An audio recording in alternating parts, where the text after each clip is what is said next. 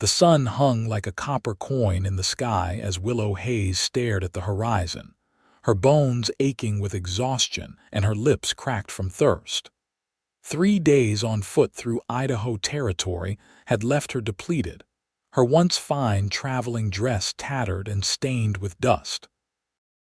The promised stagecoach to Ruby City had never arrived at the last outpost, leaving her with an impossible choice: wait indefinitely or walk the remaining 20 miles herself. Now, with the merciless August heat of 1876 beating down, she regretted her decision. Willow stumbled, her knee hitting the rocky ground. She tried to rise, but her legs refused to cooperate. The water in her canteen had run dry hours ago.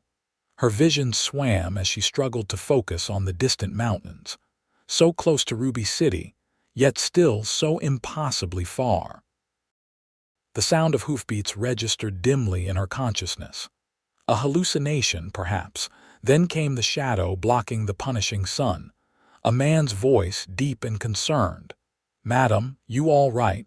Willow tried to respond but could only manage a whisper. "Ruby City, I need to reach." The man dismounted in one fluid motion, kneeling beside her. His face was partially hidden beneath a wide-brimmed hat, but she could see kind eyes assessing her condition. "You're in no state to walk another step," he said, his voice like gravel wrapped in velvet. He offered his canteen, and Willow drank gratefully, the lukewarm water tasting sweeter than any fine wine she'd ever had back in Boston. "Thank you," she managed, trying once more to stand. Her legs buckled immediately. "Easy now," the stranger said, steadying her. When it became clear she couldn't walk, he made a quick decision. "I'm heading to Ruby City myself. Let me help you." Before Willow could protest, the cowboy lifted her as though she weighed nothing, placing her gently atop his chestnut mare. He swung up behind her, one arm securing her waist. "Name's Fletcher Hawkins," he said, adjusting his hat. "Most folks call me Fletch." "Willow Hayes," she replied, fighting to stay conscious as the horse began to move. "I'm much obliged for your assistance, Mr. Hawkins." "Just Fletch is fine," he replied. "Hold tight now.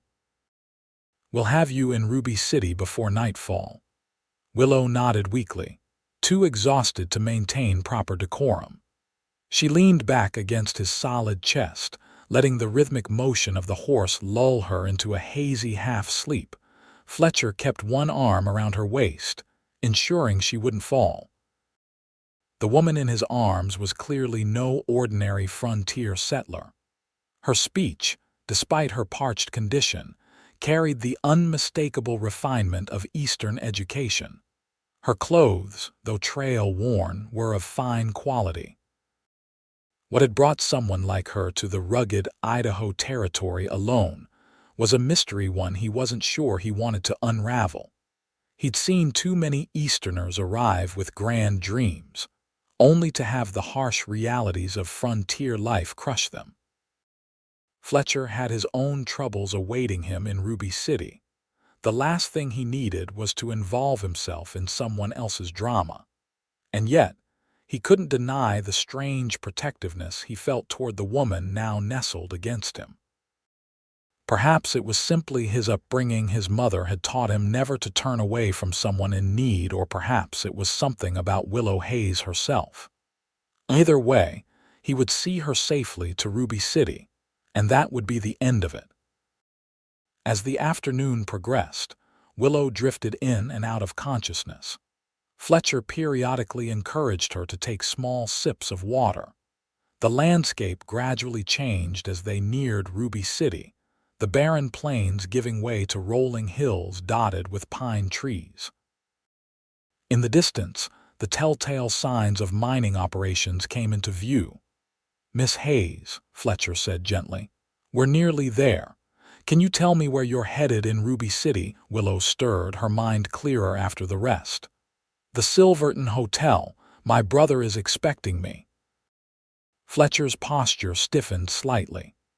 The Silverton was owned by James Rutherford, one of the wealthiest mine owners in the territory and one of the most ruthless.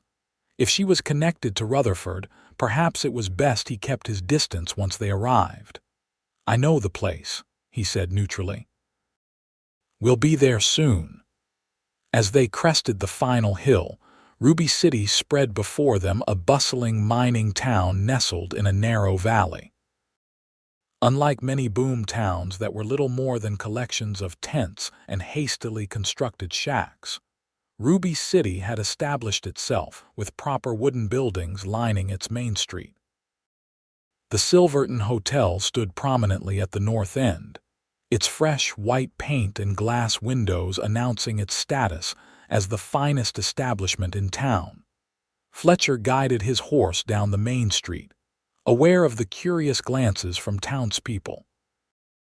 It wasn't every day that Fletcher Hawkins rode into town with a half-conscious woman in his arms. Gossip would spread quickly. They reached the Silverton Hotel just as the sun was beginning to set. Fletcher dismounted carefully before lifting Willow down from the horse. "Can you stand?" he asked. Willow nodded, finding her legs steadier after the rest. Still, Fletcher kept a supportive hand at her elbow as they approached the hotel entrance.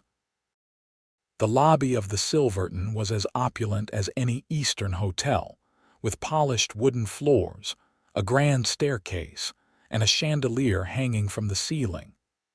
Several well-dressed men lounged in leather chairs, eyeing the newcomers with undisguised curiosity. At the front desk, a stern-looking man in a tailored suit raised an eyebrow at their appearance. "May I help you?" he asked, his tone suggesting he doubted he could. "I'm Willow Hayes," she said, straightening her spine despite her exhaustion. "My brother Warren Hayes is expecting me." "Please inform him I've arrived." The clerk's demeanor changed instantly. "Miss Hayes?" "Yes, of course. Your brother mentioned you would be arriving by stagecoach yesterday. We were quite concerned when you didn't arrive." "The stagecoach never came," Willow explained. "I was forced to make part of the journey on foot until Mr. Hawkins here came to my aid." The clerk looked at Fletcher with new interest. "Mr. Hawkins, how fortuitous that you encountered Miss Hayes." Fletcher merely nodded, uncomfortable with the scrutiny. "Just happened to be on the same road." "Well, Mr. Hayes will certainly want to thank you personally," the clerk said. "He's currently in a meeting at his office above the bank, but I'll send word immediately. In the meantime, perhaps you'd like to wait in our dining room. I'm sure Miss Hayes could use some refreshment." Fletcher was about to decline when the hotel doors burst open, and a tall, immaculately dressed man with a gold watch chain stretched across his waistcoat entered. His eyes scanned the lobby and fixed immediately on Willow. "There you are." Warren Hayes strode forward, relief evident on his face. "When the stagecoach arrived without you yesterday, I feared the worst." Willow accepted her brother's embrace. "I'm quite all right now, Warren. Mr. Hawkins found me on the road and brought me the rest of the way to Ruby City." Warren turned to Fletcher, extending his hand. "Mr. Hawkins, I am deeply in your debt. Please, you must join us for dinner."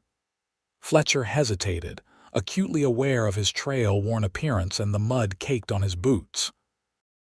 "That's kind of you, Mr. Hayes, but I should see to my horse and find accommodations for the night." "Nonsense," Warren insisted. "Your horse will be well cared for in our stables, and you'll stay here at the Silverton as my guest." "I won't take no for an answer, not from the man who saved my sister." Fletcher glanced at Willow, who offered a small, encouraging smile. Despite his better judgment, he found himself nodding in agreement. "Very well, Mr. Hayes, I accept your hospitality." Warren beamed. "Excellent." "Willow, my dear, you should rest and freshen up. I've reserved our finest suite for you. We'll dine at 7. Willow nodded gratefully. "Thank you, Warren, and thank you again, Mr. Hawkins. I hope to see you at dinner." As a hotel attendant escorted Willow upstairs, Fletcher couldn't help but watch her go, wondering what circumstances had brought a refined woman like her to this remote corner of Idaho Territory. He had a feeling that his simple act of kindness on the trail had just entangled him in something far more complicated than he'd anticipated. Warren Hayes turned to Fletcher with a broad smile that didn't quite reach his eyes. "Now, Mr. Hawkins, let me arrange a room for you. And perhaps the bathhouse would be welcome after your journey." Fletcher nodded, suddenly very aware of the dust covering his clothes. "Much obliged, Mr. Hayes." As Fletcher followed a hotel attendant to the bathhouse, he couldn't shake the feeling that his life had just taken an unexpected turn. Ruby City had always represented unfinished business for him, a score to settle, a promise to keep.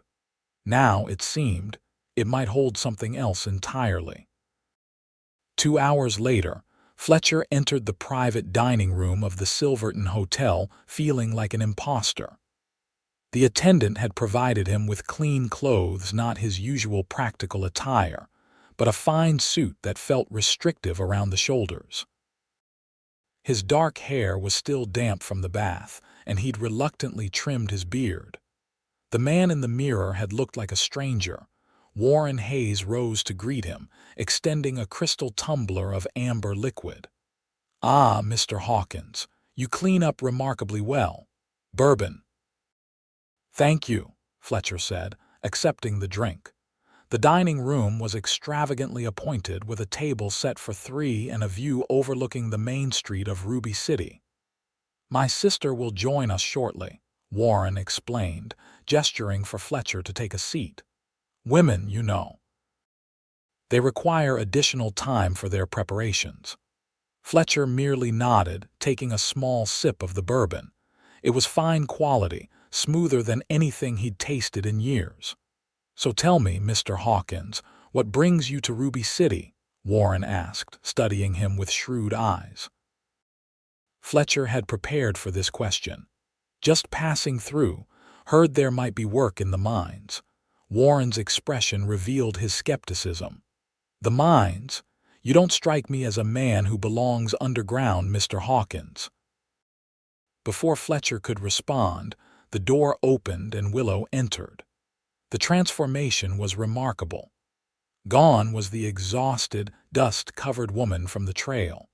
In her place stood an elegant lady in a deep blue dress, her chestnut hair arranged in a simple but becoming style. Her eyes, which Fletcher now noticed were a striking green, brightened when she saw him. "Mr. Hawkins," she said warmly, "I'm so pleased you could join us." Fletcher rose instinctively, suddenly grateful for the childhood etiquette lessons his mother had insisted upon. "Miss Hayes, you're looking well." A faint blush colored her cheeks as Warren pulled out her chair. "Amazing what a bath and clean clothes can accomplish, though I fear I'll never get all the dust out of my hair." As they settled in for the meal, Fletcher found himself increasingly intrigued by Willow Hayes. Unlike her brother, whose polished manner seemed calculated to impress, Willow's refinement came with a refreshing directness. "So, Mr. Hawkins," she said as the first course was served, "I realize I never properly asked what brings you to Ruby City." Fletcher glanced at Warren, who was watching with barely disguised interest. "As I was telling your brother, I'm looking for work." "Mr. Hawkins believes he might find employment in the mines," Warren added with a slight smirk. Willow's brow furrowed. "The mines? But surely that would be a waste of your talents." "And what talents would those be, Miss Hayes?" Fletcher asked, genuinely curious about her assessment. "Well," Willow considered, "the way you handled your horse, your knowledge of the terrain, your ability to assess my condition, these suggest a man of considerable skill and experience. Not to mention the revolver I noticed on your hip. You carry it like someone accustomed to its weight." Fletcher raised an eyebrow, impressed by her observation. "You noticed quite a lot for someone in your condition." "My sister has always been observant," Warren interjected, too observant for her own good sometimes. Willow ignored her brother's comment. "Are you a lawman, Mr. Hawkins?" "I was," Fletcher admitted, seeing no point in denying it. U.S. Marshal for the Montana Territory until about a year ago. Warren's interest visibly sharpened. "A former marshal, now that is interesting. What made you leave such a prestigious position?" Fletcher took another sip of bourbon. "Decided it was time for a change.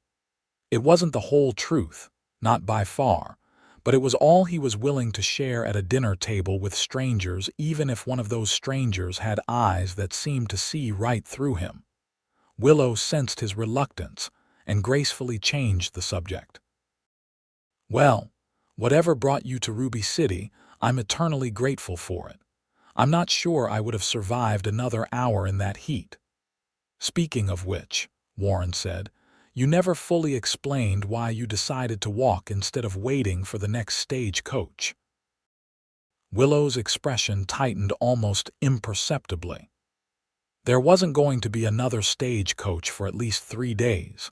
The station manager made that quite clear, and after what happened in Boise, I was eager to reach Ruby City as quickly as possible.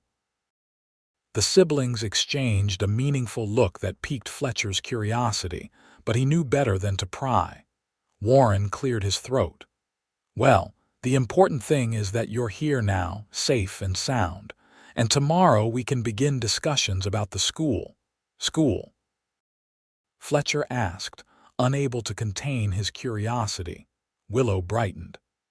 "Yes, that's why I've come to Ruby City. I'm going to establish a proper school. Currently, the children here receive only the most rudimentary education, if any at all." "My sister," Warren explained with a mixture of pride and exasperation, "was a teacher at one of Boston's most prestigious academies for young ladies. She's determined to bring that same quality of education to Ruby City." "It's not just for young ladies," Willow corrected. "Every child deserves an education, regardless of gender or background." Fletcher couldn't help but smile at her enthusiasm. "That's a noble ambition, Miss Hayes, though I imagine you'll face some resistance. Frontier towns aren't always receptive to Eastern ideas of education." "Oh, I'm well aware," Willow replied, a spark of determination in her eyes. "But I've never been one to back down from a challenge, Mr. Hawkins." "Neither have I, Miss Hayes," Fletcher said, raising his glass slightly in acknowledgement. Something passed between them, then a moment of recognition, perhaps, of kindred spirits, despite their different backgrounds. Warren observed this exchange with an unreadable expression. The dinner continued pleasantly enough, with Warren dominating the conversation with tales of Ruby City's rapid growth and his own business successes. Fletcher noticed that Willow often fell silent during these recitations, her expression carefully neutral. There was a story there, he suspected, beyond the simple narrative of a devoted brother bringing his schoolteacher sister west to improve frontier education. As the evening drew to a close, Warren excused himself to attend to some business correspondence, insisting that Fletcher stay and enjoy a final drink with Willow. Once they were alone, a more comfortable silence settled between them. "Thank you again for today," Willow said finally. "I know I've said it several times, but I truly believe you saved my life." Fletcher shrugged. "Anyone would have done the same." "That's not true," she said quietly. "Many would have ridden past, especially seeing a woman alone. The frontier breeds caution, if not outright suspicion." Fletcher couldn't argue with that. "You seem to understand frontier life better than most Easterners." "I've been preparing for this move for months," Willow explained. "Reading everything I could about the territories, corresponding with teachers in similar situations. I wanted to be prepared." "And yet you set out alone from the stagecoach station," Fletcher observed. "That was a considerable risk." A shadow crossed Willow's face. "Sometimes the greater risk is in staying put, Before Fletcher could inquire further, she rose from her chair. "I should retire. It's been quite a day, and tomorrow promises to be busy if I'm to begin organizing the school." Fletcher stood as well. "Of course. I wish you success with your school, Miss Hayes." "Will you be staying in Ruby City long?" she asked, a hint of something like hope in her voice. Fletcher hesitated. The truth was, he had planned to conclude his business in Ruby City, quickly find the man he was looking for, deliver the message he'd promised to deliver, and move on. Entanglements were dangerous in his line of work, and yet, "I might stay a while," he found himself saying. "See what opportunities arise." Willow smiled, and Fletcher was struck again by how it transformed her already beautiful face. "Then perhaps we'll see each other again, Mr. Hawkins." "I'd like that," he replied honestly. She offered her hand, which he took gently. "Good night, Mr. Hawkins." "Good night, Miss Hayes." As Fletcher watched her leave the dining room, he knew his plans had just become considerably more complicated. And for the first time in a long while, he wasn't entirely displeased about that fact. The following morning, Fletcher woke early out of habit, despite the comfortable bed, the most luxurious he'd slept in for years. He dressed quickly in his own clothes, which had been laundered overnight, grateful to be back in practical attire. The fine suit Warren had provided lay carefully folded on a chair. He descended to the hotel lobby, intending to check on his horse, and then begin the real reason for his visit to Ruby City. The clerk informed him that breakfast was being served in the dining room, courtesy of Mr. Hayes, but Fletcher politely declined. He'd already accepted too much hospitality from a man he knew only by reputation, a reputation that didn't align with Fletcher's own sense of justice. Outside, the morning air was crisp, the sky clear. Ruby City was already awake, miners heading to their shifts, merchants opening shops, the saloons finally quiet after a night of revelry. Fletcher made his way to the hotel stables, where he found his chestnut mare well fed and groomed. "Someone took good care of you," he murmured, patting the horse's neck. The mare nickered softly in response. "She's a beautiful animal." Fletcher turned to find Willow standing in the stable doorway, dressed in a practical day dress of deep green, her hair tied back simply. In the morning light, she looked younger, more vibrant. "Good morning, Miss Hayes," Fletcher said, tipping his hat. "I didn't expect to see you so early." Willow smiled. "I've always been an early riser, and today I have much to accomplish." She stepped closer, admiring the mare. "Does she have a name?" "Penny," Fletcher replied, somewhat sheepishly, "for her color." Willow reached out to stroke the horse's muzzle. "Hello, Penny, thank you for carrying me yesterday." She glanced at Fletcher. "Are you leaving already?" "Just checking on her," Fletcher assured her. "I have some business in town first." "What kind of business brings a former U.S. Marshal to Ruby City?" Willow asked directly, her green eyes searching his face. Fletcher considered his answer carefully. "A personal matter, a promise I made." Willow nodded, accepting his vague response. "Well, since you're staying, I could use your assistance if you're willing." Fletcher raised an eyebrow. "My assistance?" "Yes," Willow said with determination. "I'm surveying possible locations for the school today, and I could use a knowledgeable escort. Someone familiar with assessing the safety and suitability of buildings." Fletcher hesitated. His business in Ruby City was not the sort that should be delayed. He tracked Malcolm Reed, the man who had murdered his partner, to this town. After a year of searching, he was finally close. And yet, the thought of spending more time with Willow Hayes was undeniably appealing. "I'm not sure how much help I'll be in choosing a schoolhouse," he said finally. "You underestimate yourself, Mr. Hawkins," Willow replied.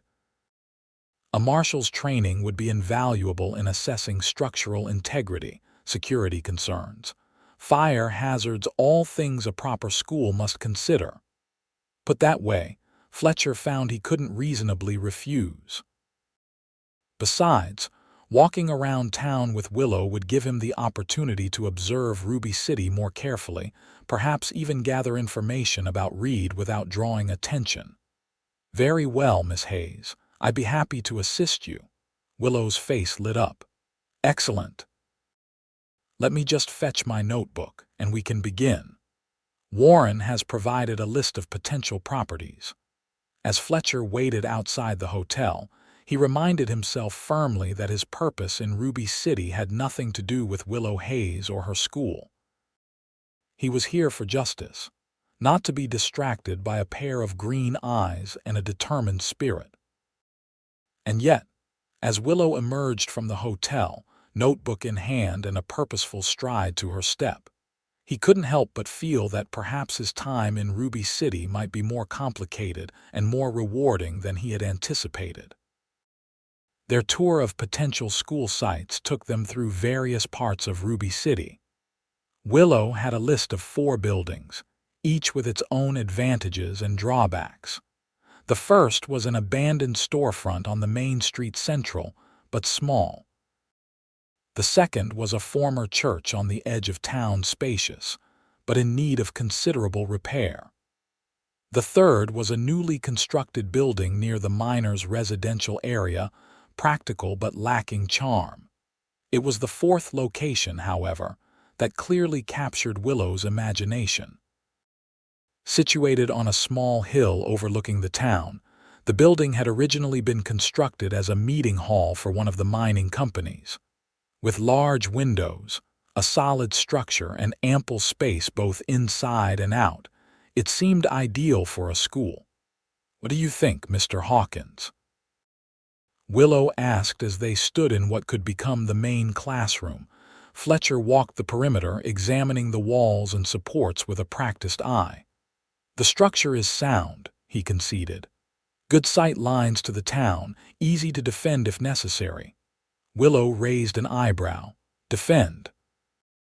Do you anticipate my school coming under attack?" Fletcher smiled slightly. "Old habits. But in truth, a school should be a place where children feel safe. This location offers that security." Willow nodded thoughtfully, making notes. "It would need desks, bookshelves, a blackboard. And the rooms at the back could serve as living quarters for me and perhaps another teacher in the future." Fletcher frowned slightly. "You plan to live here alone?" "I can hardly continue imposing on Warren indefinitely," Willow replied. "And as the teacher, it makes sense for me to be close to the school." Fletcher wanted to argue that a woman living alone on the edge of town wasn't safe, but he could already see the determination in her eyes. Willow Hayes wasn't a woman easily dissuaded once she'd made up her mind. "At least let me check the locks and suggest some security improvements," he said instead. Willow smiled brightly. "I was hoping you might offer. Your expertise would be invaluable." As they examined the building further, Fletcher found himself increasingly impressed by Willow's practical knowledge. She asked intelligent questions about water sources, heating for the winter months, and the stability of the roof. She had clearly done her research. "You mentioned yesterday that you've been preparing for this move for months," Fletcher remarked as they headed back toward town. "May I ask what inspired you to leave Boston for Ruby City? It's quite a dramatic change." Willow's pace slowed slightly. "Warren and I lost our parents 3 years ago. Influenza. Warren had already established himself here in Ruby City by then, making his fortune in silver mining investments. He suggested I join him, but I was reluctant to leave Boston." "What changed?" Fletcher asked gently. Willow's expression clouded. "Boston held too many painful memories. And then there was an incident at the school where I taught, a disagreement with the headmistress about my teaching methods. I believe in education for all children, regardless of their background or circumstances. She did not share my views." Fletcher sensed there was more to the story but didn't press. "And your brother offered you the opportunity to start fresh?" Yes, Willow confirmed. Warren promised I could establish a school according to my own principles. No interference, no restrictive rules about who could attend or what could be taught. That's quite generous of him, Fletcher observed, keeping his tone neutral. Willow glanced at him sharply. You don't approve of my brother. It wasn't a question. Fletcher chose his words carefully. I don't know your brother, Miss Hayes, but I do know that men who acquire wealth rapidly in mining towns don't always do so through entirely honest means. Willow stopped walking, turning to face him fully. Are you suggesting Warren has engaged in illegal activities? I'm not suggesting anything, Fletcher assured her, merely noting that frontier justice and Eastern law don't always align perfectly. Willow studied him for a long moment. Warren has always protected me, she said finally. He may be ambitious in his business dealings, but he's the only family I have left. Fletcher nodded, understanding her loyalty. Family is important. I didn't mean to cast aspersions on yours. They resumed walking, a slight tension now between them. Fletcher regretted bringing up his suspicions about Warren Hayes. Whatever the man's business practices, it was clear Willow depended on him. As they approached the main street, a commotion near the bank caught their attention. A crowd had gathered, voices raised in anger. What's happening? Willow asked, concern evident in her voice. Fletcher instinctively moved slightly in front of her, his hand drifting toward his revolver. Stay behind me. They approached cautiously. At the center of the disturbance, a miner in dirt-covered clothes was shouting at the bank manager, who stood protected by 2 armed guards. It ain't right, the miner was yelling. You can't just change the terms. We had a deal. The bank manager, a thin man with spectacles, looked nervous but stood his ground. I'm sorry, Mr. Jensen, but the new policy comes directly from the bank's owner. All loans are being recalled immediately. You have 30 days to repay in full. 30 days. The miner's face was red with fury. You know damn well I can't get that kind of money in 30 days. My claim is just starting to produce. The crowd murmured in agreement, their anger palpable. Who owns the bank? Fletcher asked a bystander. The man spat on the ground. Who do you think? Warren Hayes. He owns half the town, including most of the miner's debts. Willow stiffened beside him. Fletcher glanced at her, seeing the conflict in her expression. The confrontation escalated as more miners joined in, their grievances pouring forth.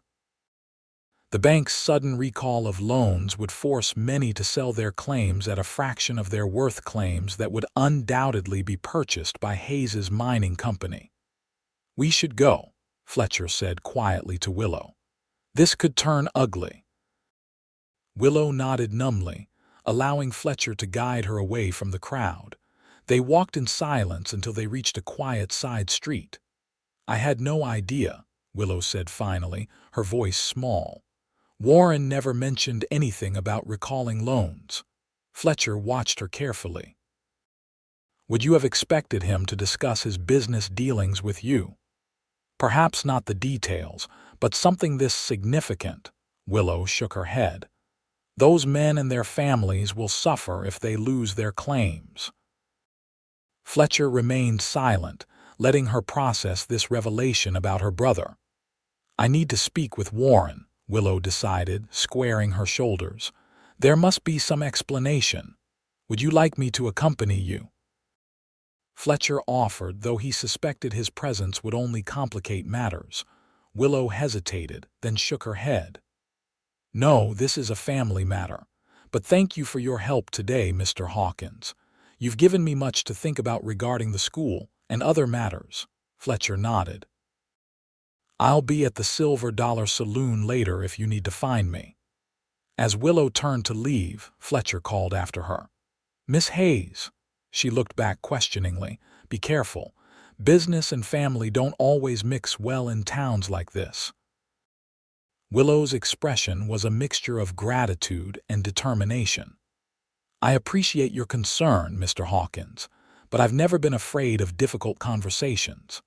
Fletcher watched her walk toward her brother's office, admiring her courage even as he worried about what she might discover.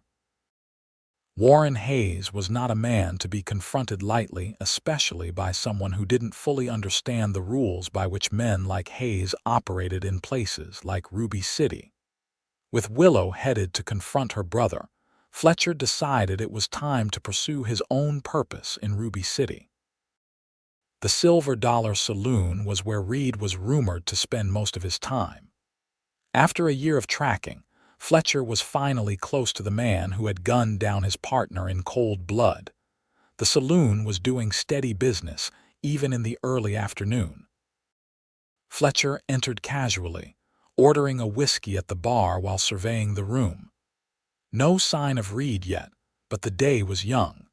He found a table in the corner with a good view of both the door and the ongoing poker game, and settled in to wait.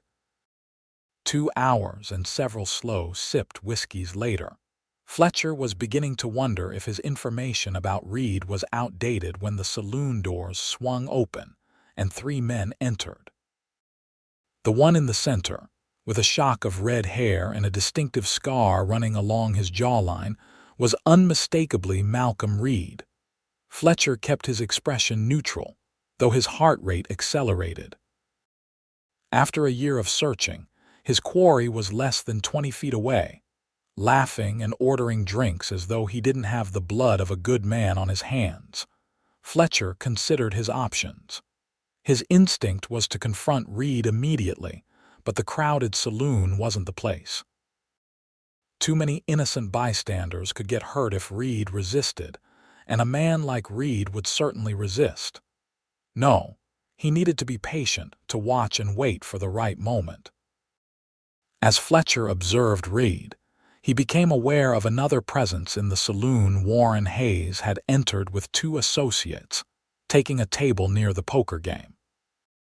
Hayes showed no particular interest in Reed, but Fletcher noted that the saloon owner treated Hayes with marked deference, sending over a bottle of his best whiskey with compliments. Fletcher's attention was divided between Reed and Hayes when the saloon doors opened once more, and Willow entered.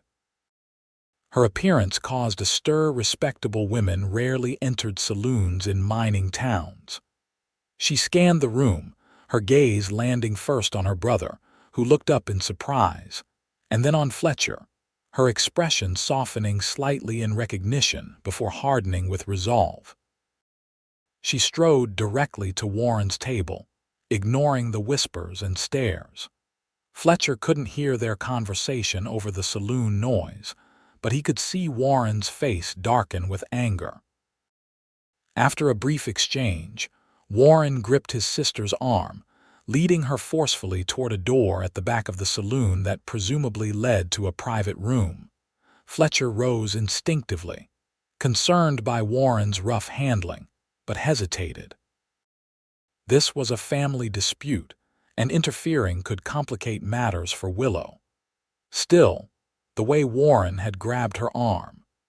His decision was made for him when he noticed Reed watching the Hayes siblings with obvious interest, muttering something to his companions that made them laugh unpleasantly. When Reed stood and began casually drifting toward the back door, Fletcher knew he couldn't remain uninvolved. Moving quickly but without drawing attention, Fletcher made his way to the back of the saloon, reaching the door just as it closed behind Warren and Willow. He positioned himself beside it, able to hear their raised voices through the thin wood. "You had no right to come here and make a scene," Warren was saying angrily, "and you have no right to bankrupt honest men just to expand your mining interests," Willow shot back. "Those people will lose everything. Those honest men knew the terms of their loans," Warren replied coldly. "Business is business, Willow. I didn't bring you to Ruby City to interfere in mine. You brought me here under false pretenses," Willow accused. You presented yourself as a respected businessman bringing prosperity to this town. Instead, you're systematically taking advantage of the very people who built it." Fletcher heard the sharp sound of a slap, followed by a gasp. "You forget yourself," Warren said, his voice dangerously quiet. "Everything you have, your fine clothes, your education, the very school you're so eager to establish, all of it comes from my success. You don't get to question my methods." Fletcher's hand moved to his revolver, his protective instincts flaring. But before he could act, he sensed movement behind him. Turning slightly, he saw Reed approaching, a malicious grin on his face. "Trouble in paradise," Reed drawled, his hand resting casually on his own weapon. "Sounds like Hayes is having a family disagreement." Fletcher stepped away from the door, positioning himself between Reed and the entrance. "This doesn't concern you," he said evenly. Reed studied Fletcher's face, his eyes narrowing slightly. "Do I know you? You look familiar." "I have that kind of face," Fletcher replied, maintaining his calm exterior despite the hatred coursing through him. This was the man who had shot Jacob Miller in the back, who had left Fletcher's partner to bleed out in the dust of a Montana street. Before Reed could reply, the door behind Fletcher opened and Willow emerged, her cheek reddened where Warren had struck her. She stopped short at the sight of Fletcher and Reed facing off. "Mr. Hawkins?" she questioned, her voice unsteady. Fletcher didn't take his eyes off Reed. "Miss Hayes, I suggest you return to the hotel." Warren appeared in the doorway behind her, his face flushed with anger. His expression changed to one of surprise when he saw Reed. "Reed," he acknowledged tersely. "This is a private matter." Reed's grin widened. "Just checking that everything's all right, Mr. Hayes." Heard raised voices, thought there might be trouble. Warren's eyes narrowed suspiciously. "Since when do you concern yourself with my affairs?" "Just being neighborly," Reed replied with mock innocence. The tension between the three men was palpable, with Willow caught in the middle, her confusion evident as she looked between them. "Willow, go back to the hotel," Warren ordered. "We'll discuss this later." Willow hesitated, her gaze lingering on Fletcher. "Mr. Hawkins." Fletcher nodded slightly. "I'll make sure you get there safely," Reed chuckled. "Ain't that sweet, the drifter protecting the lady?" Warren studied Fletcher with new suspicion. "Who exactly are you, Hawkins? You show up out of nowhere with my sister, and now you're inserting yourself in our family business." "He saved my life," Willow said firmly, "which is more than can be said for how you're treating the people of this town." Warren's expression hardened. "Go to the hotel, Willow. Now."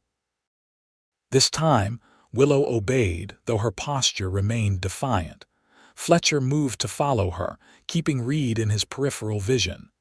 "This isn't over, Hayes," Reed called after Warren, who had turned back toward the private room. "You can't buy everyone in this town." Warren paused, turning slowly. "Is that a threat?" Reed shrugged innocently. "Just an observation. Folks are starting to talk about how you do business." The two men stared at each other, a silent battle of wills before Warren finally turned away dismissively. "Keep to your own affairs, Reed. It would be healthier for you." Fletcher escorted Willow through the main room of the saloon, aware of the curious stares following them. Once outside, Willow took a deep breath of fresh air, her hand touching her reddened cheek unconsciously. "Are you all right?" Fletcher asked quietly. Willow nodded stiffly. "It's not the first time Warren has lost his temper, though it is the first time he struck me." Fletcher's jaw tightened. "That's not acceptable, regardless of your disagreement." "No, it's not," Willow agreed, her voice stronger now. "And neither are his business practices. He's systematically forcing miners out of their claims by calling in loans they can't possibly repay on such short notice." They walked in silence for a moment, Fletcher processing this information. It was a common enough scheme in mining towns: create debt, force foreclosures, acquire valuable properties at a fraction of their worth. But knowing that Warren Hayes was engaged in such practices complicated matters. If Hayes and Reed were already at odds, Fletcher's own business with Reed could inadvertently draw Willow into a dangerous situation. "That man back there," Willow said suddenly. "The one with the red hair, you know him." It wasn't a question. Fletcher considered denying it but found he didn't want to lie to her. "Yes," he admitted. "Malcolm Reed. He's the reason I came to Ruby City." Willow stopped walking, turning to face him. "Who is he to you?" Fletcher met her gaze steadily. "He killed my partner. Shot him in the back during an arrest attempt in Montana last year. I've been tracking him ever since." Understanding dawned in Willow's eyes. "You're not here for work in the mines. You're here for revenge." "Justice," Fletcher corrected. "I swore to Jacob's widow that I'd bring his killer to justice. Reed escaped custody in Montana, but he'll face a judge for what he did." Willow studied his face. "You intend to arrest him, not kill him." "I'm not a murderer," Fletcher said firmly. "Even for a man like Reed, there's a proper way to do things." Relief softened Willow's features. "And what is Reed's connection to my brother?" Fletcher shook his head. "I don't know, but they're clearly not friends. Your brother seems to have made enemies in Ruby City, and Reed might be capitalizing on that discontent." They had reached the hotel. Willow paused at the entrance, her expression troubled. "Warren wasn't always like this," she said quietly. "After our parents died, something changed in him.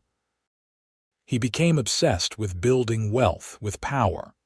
I thought by coming here, by establishing the school, I might reconnect with the brother I knew. Instead, I've discovered he's become someone I hardly recognize." Fletcher wanted to comfort her but didn't know how. His own family relationships were uncomplicated by comparison. His parents were simple, honest people who still ran the small ranch in Colorado where he'd grown up. "What will you do now?" he asked instead. Willow straightened her shoulders, a determined glint returning to her eyes. "I'll proceed with my plans for the school. The children of Ruby City shouldn't suffer because of my brother's actions. In fact, they need education now more than ever." Fletcher admired her resolve. "And what about Warren?" "I can't condone his methods," Willow said firmly. "But he's still my brother. Perhaps there's still a way to reach the man I knew." Fletcher nodded, though he had his doubts. Men like Warren Hayes rarely changed their ways once they'd tasted power. "Will you be careful with Reed?" Willow asked suddenly. "He doesn't strike me as a man who would surrender easily." Fletcher smiled slightly. "I've been a marshal for a long time, Miss Hayes. I know how to handle men like Reed." "Even so," Willow said, concern evident in her voice, "please be careful." Their eyes held for a moment, and Fletcher felt a connection forming between them that went beyond their brief acquaintance. There was something about Willow Hayes that called to him her courage, her principles, her compassion. In another time, another place. "I should go in," Willow said, breaking the moment. "Will I see you tomorrow? I'd value your opinion on the necessary renovations for the schoolhouse." "Of course," Fletcher replied, "though I'm not sure how much longer I'll be in Ruby City." Once Reed was in custody, Fletcher's purpose here would be fulfilled. The thought of leaving, of never seeing Willow again, created an unexpected hollowness in his chest. "Tomorrow, then," Willow said with a small smile. "And Mr. Hawkins, thank you again, for everything."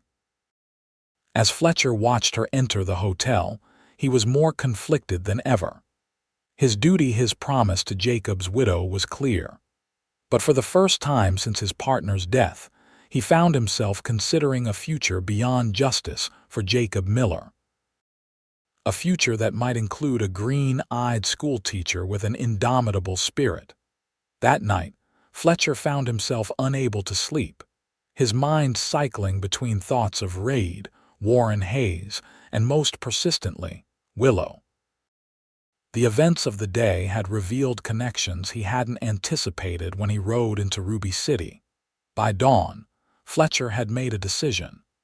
He would help Willow establish her school, ensure it was secure and properly equipped, and then conclude his business with Reed. It would mean delaying justice, but not denying it. And it would give him more time to understand the tensions in Ruby City, tensions that seemed increasingly likely to erupt into violence. True to her word, Willow met Fletcher after breakfast to review plans for the schoolhouse. She made no mention of the confrontation with Warren the previous day, though a faint bruise had formed on her cheek. Fletcher felt a surge of anger at the sight, but kept his expression neutral. Willow clearly preferred to focus on her school rather than her brother's actions.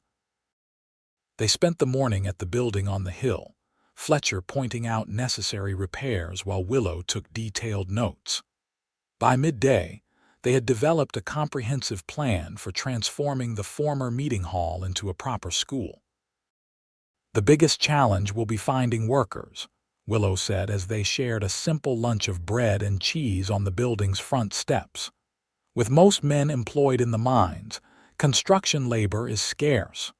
Fletcher considered this. "What about the miners who are being forced out by your brother's loan recall? They'll need work." Willow's eyes widened. "That's actually a brilliant suggestion. It would provide them with income while they figure out their next steps. And it might help smooth some of the resentment toward the Hayes name," Fletcher added, showing that not all Hayes family members approach business the same way.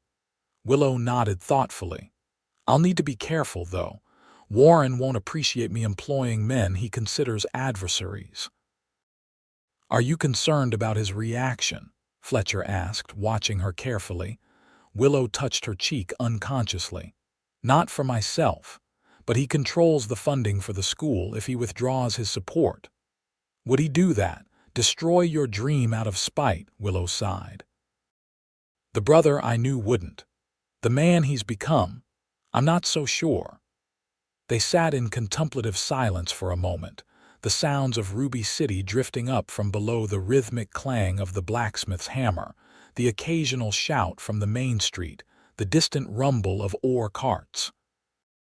"What about you, Mr. Hawkins?" Willow asked suddenly. "After you've concluded your business with Mr. Reed, what then?" Fletcher had been asking himself the same question. "I haven't thought that far ahead," he admitted. "For the past year, finding Reed has been my only focus." "And before that, before your partner?" Willow trailed off, not wanting to mention the tragedy directly. "I was a marshal," Fletcher said simply. "It was all I knew how to be." "But it's not all you are," Willow said softly. "I've seen how you assess a building for safety, how you consider the needs of children who will learn there. You have skills beyond tracking criminals, Mr. Hawkins." Fletcher was momentarily taken aback by her perception. "I suppose I never considered other options. My father was a lawman before me. It seemed the natural path." "And now," Willow pressed gently. Fletcher looked out over Ruby City, considering. "Now I'm not sure. I resigned my commission after Jacob's death. The marshals wanted to handle Reed through official channels, but I knew he'd disappear again, so I left, followed his trail on my own." "What will bringing him to justice give you?" Willow asked. "Will it bring you peace?" It was a question Fletcher had avoided asking himself. "I don't know," he admitted. "But I made a promise to Sarah, Jacob's widow. She deserves to know her husband's killer faced consequences." Willow nodded, understanding. "And after that promise is fulfilled," Fletcher turned to look at her directly. "I honestly don't know, Miss Hayes." For the first time in a long while, the future seems uncertain. Something in his tone must have conveyed more than his words, because Willow's cheeks colored slightly, and she looked away, back toward the town. "Well," she said briskly, changing the subject, I think our next step should be to speak with some of these miners about the renovation work. The Jensen family lives just down the hill. Mr. Jensen was the man confronting the bank manager yesterday. Fletcher stood, offering Willow his hand to help her up. Lead the way, Miss Hayes. The Jensen cabin was small but neat, with a vegetable garden struggling to survive in the rocky soil. Thomas Jensen was initially suspicious of their visit, understandably so, given his conflict with Warren Hayes, but his demeanor changed when Willow explained her purpose. "You want to hire me to work on the schoolhouse?" he asked incredulously. "Does your brother know about this?" "I'm establishing the school independently," Willow replied firmly. "While Warren has provided initial funding, the decisions regarding its operation are mine alone." Jensen glanced at his wife and two young children, who were watching the conversation with wide eyes. "I could use the work," he admitted. "The bank's given me 30 days to repay my loan in full, or they'll seize my claim. It's a good claim, too, just starting to show real promise." "That's precisely why Warren is calling in the loans," his wife said bitterly. "He knows which claims are about to pay off." Fletcher observed the exchange silently, noting the genuine distress in the Jensen family. This wasn't just business, it was their livelihood, their future. "Mr. Jensen," Willow said, "I can offer fair wages for your carpentry skills. And your children would be among the first students when the school opens." Jensen's expression softened as he looked at his children. "They ain't had much schooling, been too busy trying to make the claim pay." "Every child deserves an education," Willow said passionately. "That's why I'm here." By the time they left the Jensen cabin, Thomas had agreed to begin work on the schoolhouse the next day, and Willow had her first 2 official students enrolled. "One family at a time," she said with satisfaction as they walked back toward town. "That's how we'll build the school and the community's trust." Fletcher smiled at her enthusiasm. "You're a force of nature, Miss Hayes. Please," she said suddenly, "call me Willow. After all we've been through, Miss Hayes seems unnecessarily formal." Fletcher nodded. "Then you must call me Fletcher." "Fletcher," she repeated as if testing the name. "It suits you." As they reached the main street, they were met by an agitated young man running toward them. "Miss Hayes," he called. "Miss Hayes, you need to come quickly. There's trouble at the Silverton." Willow paled. "What kind of trouble?" "It's your brother, madam. He's been shot." Fletcher instinctively placed his hand on his revolver. "Shot? By whom?" The young man shook his head. "Don't know for sure. It happened at the hotel. Doc Sullivan's with him now." Willow was already running toward the Silverton, Fletcher close behind. They burst into the hotel lobby to find it in chaos, people shouting, the desk clerk trying unsuccessfully to maintain order, blood staining the elegant carpet. "Where is he?" Willow demanded, her voice cutting through the noise. "Upstairs, madam." "His suite," the clerk replied, visibly relieved to see her. They took the stairs 2 at a time, reaching Warren's suite to find the door guarded by one of his associates, the same man who had been with him at the saloon. "Miss Hayes," the man acknowledged, stepping aside. "He's asking for you." Inside, the town doctor was bent over Warren, who lay pale and still on his bed. Blood-soaked bandages covered his shoulder and chest. "Warren!" Willow rushed to his side, taking his hand. Warren's eyes fluttered open. "Willow," he whispered, his voice weak. "You came." "Of course I came," she replied, tears threatening. Despite their disagreements, he was still her brother, her only family. The doctor straightened, wiping his hands on a cloth. "He's stable for now. The bullet missed his heart, but he's lost a lot of blood.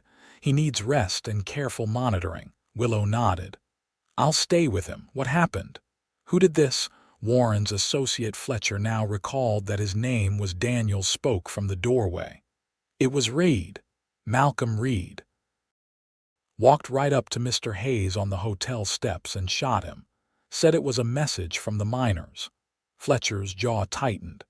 This complicated matters significantly. If Reed was now openly attacking Warren Hayes, Ruby City was on the brink of serious violence.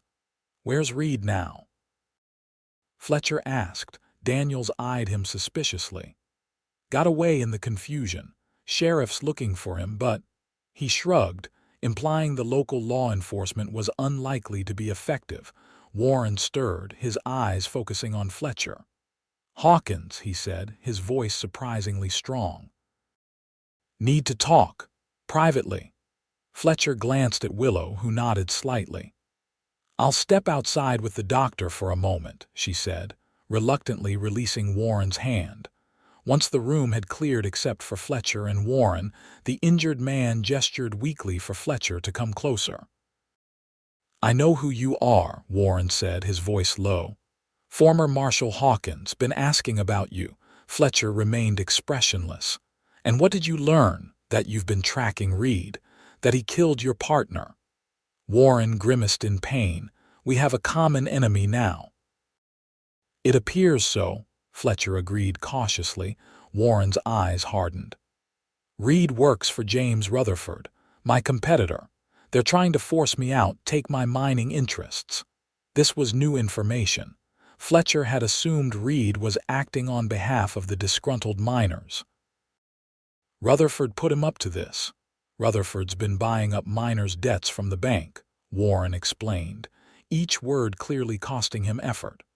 "Offering extensions if they agree to testify against me, building a case that I've been operating outside the law." "Have you?" Fletcher asked bluntly. Warren's lips twisted in a pained smile. "Business in places like Ruby City exists in gray areas, Marshal. You know that." Fletcher didn't contradict the use of his former title. "And Reed? Rutherford's enforcer, keeps the miners in line, handles problems." Warren's breathing was becoming more labored.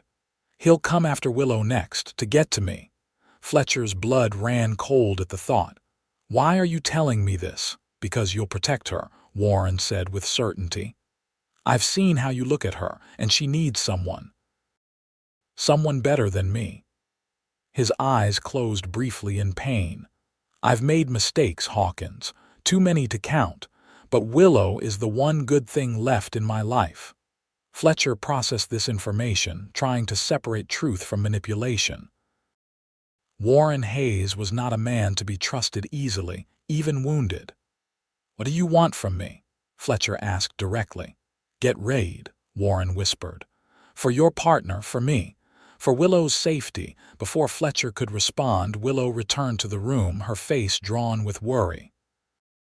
"The doctor says you need to rest," she told her brother gently. Warren nodded weakly. "Willow, I'm sorry about yesterday, about everything." Tears spilled down Willow's cheeks. "We'll talk when you're stronger, just rest now." As Warren drifted into an uneasy sleep, Fletcher drew Willow aside. "I need to go," he said quietly. "Reed is still out there and he's dangerous." Willow gripped his arm. "You're going after him." "Now, he's escalating," Fletcher explained. "First threatening your brother, now shooting him in broad daylight. I need to find him before more people get hurt." Fear clouded Willow's eyes. "He could kill you." "I've dealt with men like Reed before," Fletcher assured her, though in truth, Reed had proven more volatile than he'd anticipated. Willow's grip on his arm tightened. "Please be careful." "I couldn't bear it if—" she stopped herself, but the emotion in her eyes spoke volumes. Fletcher covered her hand with his. "Stay here with your brother. Keep the door locked. Don't open it for anyone but me or the doctor." Willow nodded, her expression resolute despite her fear. "Find him, Fletcher. End this." Fletcher left the Silverton with a new sense of urgency. If Warren was right, if Reed was working for Rutherford and targeting the Hayes family, then Willow was in danger as long as Reed remained free. Personal justice for Jacob had suddenly become entangled with protecting Willow, and Fletcher found that the latter now drove him more powerfully than the former. Ruby City, was in a state of high alert following the shooting. The sheriff, a man Fletcher had pegged as ineffective the moment he'd arrived in town, had deputies stationed around the main street, but their nervous demeanor suggested they were out of their depth. Fletcher headed for the saloon first, reasoning that Reed might return there, either to celebrate his attack on Hayes or to hide among his allies. The silver dollar was unusually subdued, the typical afternoon rowdiness replaced by tense conversations in hushed tones. Fletcher scanned the room, no sign of Reed or his companions. He approached the bartender, placing a silver dollar on the counter. "Looking for Reed." The bartender eyed the coin, then Fletcher. "Ain't seen him since before the shooting. Word is he's holed up at Rutherford's mining office." Fletcher nodded his thanks, leaving the coin. Rutherford's main office was on the opposite end of town from the Hayes operations, a deliberate choice, locals said, to avoid direct confrontation. As Fletcher made his way there, he considered his options. He had no official authority in Ruby City, his marshal's badge was long surrendered. But Reed was wanted in Montana Territory. Any citizen could legitimately apprehend him. The challenge would be taking him alive and getting him to Montana for trial. Rutherford's mining office was a substantial building with a sign proclaiming Rutherford Silver and Mining Co. Unlike the Hayes operations, which occupied several buildings throughout town, Rutherford had consolidated his business in one location, easier to defend, Fletcher noted. Two armed men stood outside the entrance, their posture suggesting they were expecting trouble. Fletcher approached openly, his hands visible but near his weapon. "Afternoon," he greeted them. "I'm looking for Malcolm Reed." The guards exchanged glances. "Don't know any Reed," one replied unconvincingly. "I think you do," Fletcher said evenly. "And I think he's inside. I'm only interested in him, not Rutherford's business." The second guard's hand drifted toward his gun. "Mister, I suggest you move along. Mr. Rutherford don't like uninvited visitors." Fletcher assessed the situation. Forcing his way in would likely result in bloodshed and might get him killed before he ever reached Reed. A different approach was needed. "Tell Reed that Fletcher Hawkins is looking for him," he said finally. "He'll know the name." The guards looked uncertain. "And if we pass that message," the first one asked. "Then I'll be at the Silver Dollar Saloon tonight at 8, Fletcher replied. "He can meet me there or he can keep looking over his shoulder. His choice." Without waiting for a response, Fletcher turned and walked away, feeling their eyes on his back. It was a gamble. Reed might simply decide to ambush him, but Fletcher was counting on the man's arrogance. Reed had escaped justice once. He likely believed he could do so again. Fletcher spent the next few hours checking on Willow and Warren. The doctor reported that Warren's condition was stable but critical. He would need weeks to recover fully. Willow was determined to stay by her brother's side, despite Fletcher's concerns about her safety. "I've stationed men outside the hotel," she assured him. "Warren's associates. They're loyal to him and they'll protect me as well." Fletcher wasn't entirely convinced, but he recognized the stubborn set of Willow's jaw. "I'll return after I've dealt with Reed," he promised. "Don't leave the hotel until then." "Be careful, Fletcher," Willow said, her hand lingering on his arm. "Reed has nothing to lose now. That makes him even more dangerous." Fletcher covered her hand with his own. "I'll be back," he assured her. It was a promise he intended to keep. At precisely 8 o'clock, Fletcher entered the Silver Dollar Saloon. The evening crowd parted before him, conversations halting as he made his way to the bar. Word had spread about his confrontation at Rutherford's office. Everyone knew what was coming. Fletcher ordered a whiskey, but didn't drink it. He needed a clear head. The saloon's atmosphere was electric with anticipation. It wasn't often that Ruby City witnessed a showdown between men with reputations like Hawkins and Reed. At 8:30, the saloon doors swung open and Malcolm Reed entered. He was alone, which surprised Fletcher. Either Reed was supremely confident, or his employer had decided not to risk more men in what was clearly a personal vendetta. Reed surveyed the room, his gaze settling on Fletcher. A slow, malicious smile spread across his face as he approached the bar. "Hawkins," he drawled. "Been a while. Montana, wasn't it?" Fletcher turned to face him fully. "You remember Montana, then?" Reed's smile widened. "I remember a lot of things, including a marshal who was too slow to save his partner." The taunt was designed to provoke Fletcher to make him act rashly. Instead, Fletcher remained perfectly still, his voice steady when he replied. "Jacob Miller was a good man, a family man. You shot him in the back." Reed shrugged, signaling the bartender for a drink. "All part of the game, Marshal. Or should I say, former Marshal. Heard you turned in your badge. All broken up about poor Jacob."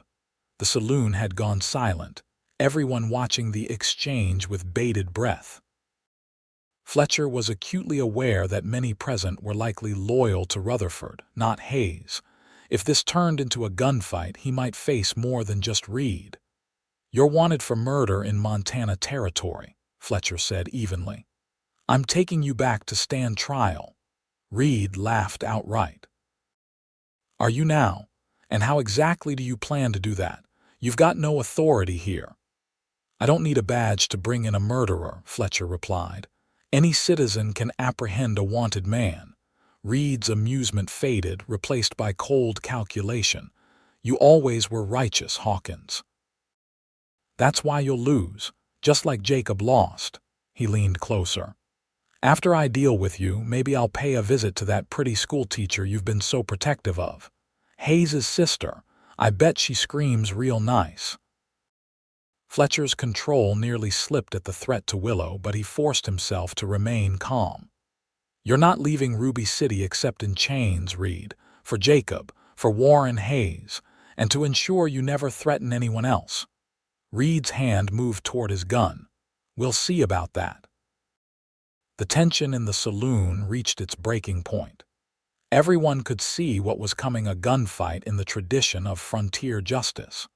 Fletcher knew he should probably try to prevent it, to find a way to take Reed without bloodshed. But a part of him, the part that had tracked this man for a year, that had promised Jacob's widow justice, wanted this confrontation. Before either man could draw, however, the saloon doors burst open again. A deputy sheriff entered, looking flustered. "Hawkins," he called. "There's trouble at the Silverton. Fire." Fletcher's blood ran cold. "Fire. Hotel's ablaze," the deputy confirmed. "And Miss Hayes is still inside with her brother." Fletcher didn't hesitate. He turned his back on Reed, a dangerous move, but his concern for Willow overrode all else, and headed for the door. "This isn't over, Hawkins," Reed called after him. Fletcher paused, looking back over his shoulder. "Count on it." The scene at the Silverton Hotel was chaos. Flames engulfed the upper floors, where the Hayes suite was located. A bucket line had formed, but it was clearly inadequate for the rapidly spreading fire. Smoke billowed into the night sky, visible throughout Ruby City. Fletcher pushed through the crowd, looking for Willow among those who had escaped the building. When he didn't see her, he grabbed a deputy. "Where's Miss Hayes? Did she get out?" The deputy shook his head. "Don't think so. Fire started near her brother's suite, might be trapped up there." Without hesitation, Fletcher ran toward the hotel entrance, ignoring shouts that the building was unsafe. The lobby was filled with smoke, but still passable. He took the stairs 2 at a time, covering his mouth and nose with his bandana. The upper hallway was an inferno, flames licking along the walls and ceiling. Heat pulsed in waves, making it hard to breathe or see. Fletcher moved toward Warren's suite, calling Willow's name. A faint response came from behind the door. Fletcher tried the handle. It was hot but not locked. He pushed it open to find Willow struggling to move her unconscious brother from the bed. "Fletcher," she cried, relief evident even through her terror. "I couldn't leave him." Fletcher quickly assessed the situation. The fire hadn't fully reached this room yet, but smoke was pouring in through the doorway. Warren was pale and still. The smoke, combined with his already weakened state, had rendered him unconscious. "We need to move now," Fletcher said urgently. "The building could collapse at any moment."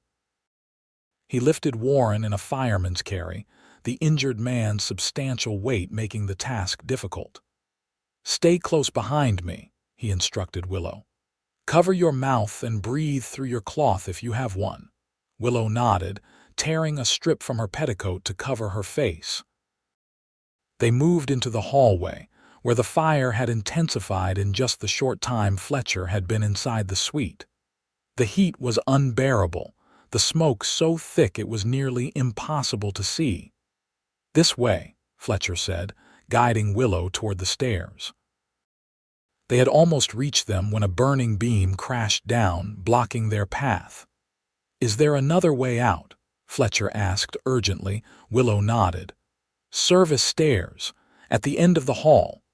They changed direction, moving away from the worst of the flames but deeper into the smoke. Fletcher could feel Warren's weight becoming more burdensome, his own lungs burning with each breath. Beside him, Willow stumbled, coughing violently. "Almost there," Fletcher encouraged, though he wasn't certain they would make it. The service door appeared ahead, a dim outline in the smoke-filled corridor. Fletcher shifted Warren's weight to free one hand, reaching for the door. It was locked. "No," Willow cried in despair. Fletcher didn't hesitate. He set Warren down carefully, then threw his shoulder against the door. It shuddered but held. Again he tried, putting all his strength behind it. On the third attempt, the wood splintered around the lock and the door swung open. Beyond was a narrow staircase, mercifully free of fire though filled with smoke. Fletcher lifted Warren again and they began their descent, each step a challenge in the poor visibility. Finally, they reached the bottom, emerging into the kitchen area of the hotel. Most of the staff had already evacuated, but the fire hadn't reached this section yet. They made their way through the kitchen to a rear exit, finally stepping out into the cool night air. As soon as they were clear of the building, several men rushed forward to help with Warren. The doctor, who had been waiting anxiously with the crowd, immediately began examining him. Fletcher turned to Willow, who was bent over, coughing violently. Soot streaked her face, and her hair had come loose from its pins, falling around her shoulders. Despite her disheveled appearance, or perhaps because of it, Fletcher thought she had never looked more beautiful. "Are you hurt?" he asked urgently, his hands on her shoulders. Willow shook her head, still unable to speak through her coughing. Fletcher pulled her into his arms, holding her tightly as she trembled with the aftermath of fear and exertion. "I thought I'd lost you," he murmured against her hair.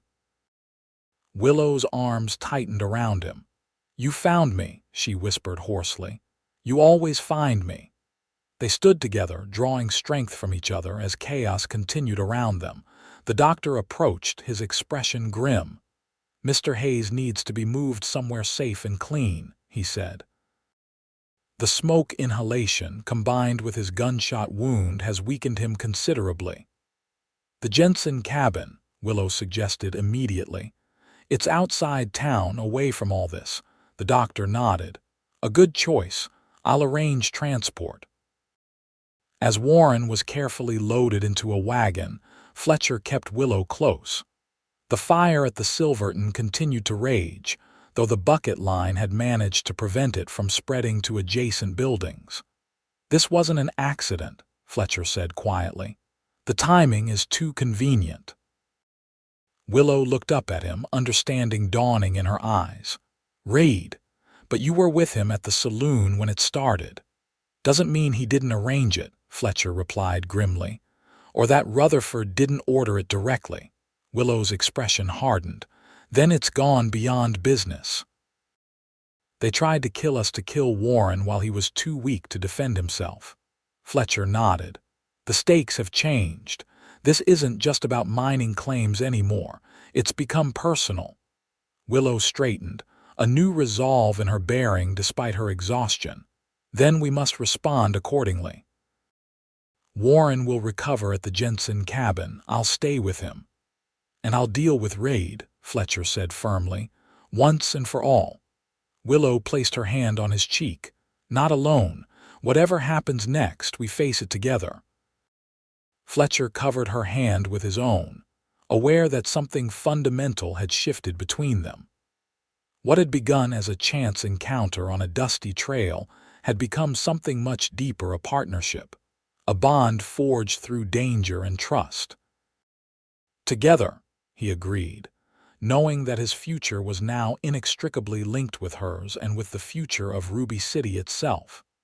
The Jensen family welcomed Warren with unexpected generosity, despite their past conflicts. Thomas Jensen had experienced firsthand the ruthlessness of Warren's business practices, yet he didn't hesitate when Willow asked for shelter. My quarrels with his methods, not the man himself, Jensen explained as they settled Warren in the cabin's small spare room. And no man deserves to be shot or burned alive, no matter what he's done. Warren remained unconscious, his breathing labored from the smoke inhalation. The doctor stayed to monitor his condition, his prognosis cautiously optimistic. He's strong, the doctor told Willow, and stubborn. If anyone can pull through this, it's Warren Hayes. Fletcher arranged for a trusted deputy to stand guard outside the cabin. Reed and Rutherford would almost certainly discover Warren's location eventually, and Fletcher wanted to ensure Willow and the Jensens were protected. As night deepened, Fletcher and Willow sat together on the Jensens' small porch, watching the distant glow of the still-burning Silverton Hotel against the sky. Everything I brought from Boston was in that hotel, Willow said quietly. My clothes, my books, my teaching materials, all gone. Fletcher took her hand. Materials can be replaced. You and Warren survived, that's what matters. Willow nodded, her expression thoughtful. It's strange. I came to Ruby City with such clear intentions to establish a school to reconnect with my brother. Now everything is in chaos, and yet. She turned to look at Fletcher. I feel more certain of my purpose than ever before. What is your purpose? Fletcher asked, genuinely curious. To build something lasting, Willow replied. Not just a school, but a community where people like the Jensens can thrive. Where children can grow up with opportunities my own students in Boston took for granted. Fletcher smiled, admiring her vision. Ruby City is lucky to have you, Willow Hayes. What about you? She asked, her voice soft in the darkness. Has your purpose changed since you arrived? Fletcher considered the question carefully. When I rode into Ruby City, I had only one goal: to find Reed and bring him to justice. Now, Willow prompted when he fell silent. Now I find myself thinking beyond that moment, Fletcher admitted, wondering what comes after Reed. What kind of future I might build. Their eyes met in the darkness, an unspoken understanding passing between them.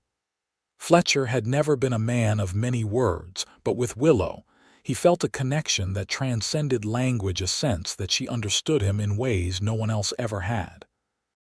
The moment was interrupted by the sound of approaching horses. Fletcher's hand moved instinctively to his revolver as he rose, positioning himself protectively in front of Willow. Stay here, he said quietly, eyes scanning the darkness beyond the porch. 3 riders emerged from the shadows, approaching the cabin cautiously. Fletcher recognized one as Sheriff Davis, Ruby City's ineffective lawman. The others were deputies. Hawkins, the sheriff called. "Need to speak with you." Fletcher relaxed slightly but remained vigilant. "What brings you out here at this hour, Sheriff?" Davis dismounted, looking uncomfortable. "Got a situation in town. Thought you should know given your interest in the matter." "What situation?" Fletcher asked, though he already suspected the answer. "Malcolm Reed," Davis replied. "He's taken over the saloon, got maybe a dozen armed men with him. Says he's speaking for Rutherford now, claiming Hayes tried to have him killed." Fletcher's jaw tightened. "That's a lie. Reed shot Warren in broad daylight." Davis shifted uneasily. "Maybe so, but he's spinning a different tale. Says Hayes hired men to ambush him after you left the saloon. Says the fire at the Silverton was set by Hayes's men to cover their tracks when the ambush failed." "That's absurd," Willow interjected, coming to stand beside Fletcher. "My brother was unconscious, fighting for his life." Davis removed his hat, twisting it nervously in his hands. "I know it don't make sense, Miss Hayes, but Reed's got people believing him miners who lost their claims to your brother, mostly. They're angry, armed, and looking for someone to blame."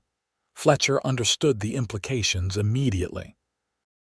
Reed was manufacturing a pretext for open violence against what remained of Warren's operations and against Warren himself, if they could find him. "What are you doing about it, Sheriff?" Fletcher asked, though he suspected he knew the answer. Davis looked away. "Not much I can do. My deputies and I are outnumbered, and Rutherford pays half their salaries anyway." "So you came to warn us," Willow concluded, "not to offer protection." Davis nodded, shame evident in his posture. "Best I could do. Reed's offering a reward for information on your brother's whereabouts." "Won't be long before someone talks." Fletcher made a quick decision. "How many loyal men can you gather, Sheriff? Men not on Rutherford's payroll, men who still believe in law and order," Davis considered. "Maybe half a dozen." "Why?" "Because it's time Ruby City had a proper law enforcement response," Fletcher said firmly. "Reed is a wanted murderer, and now he's inciting violence. That makes him your jurisdiction." Davis shook his head. "You're asking me to start a war, Hawkins." "I'm asking you to do your job," Fletcher countered, "before Reed and Rutherford take complete control of Ruby City." The sheriff looked torn, clearly aware of his duty but fearful of the consequences. "I'll need help," he said finally. Fletcher nodded. "You'll have it. I'll meet you in town at dawn." After the sheriff and his deputies departed, Willow turned to Fletcher with concern. "What are you planning?" "To end this," Fletcher replied simply. "Reed has gone too far.